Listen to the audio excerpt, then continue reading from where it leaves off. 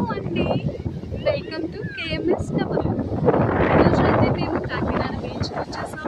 చాలా అంటే చాలా బాగుంది. ఎంత అంటే పిల్లలు పెద్దలు అందరూ కలిసి ఏకమైపోయి చక్కగా వాళ్ళ టైంని స్పెండ్ చేస్తున్నారు బీచ్లో. ఎంత ప్యూర్గా ఉందో అదేంటో మరి బీచ్కి వస్తే చాలా మనశ్శాంతిగా ఉంటుంది, హ్యాపీగా ఉంటుంది.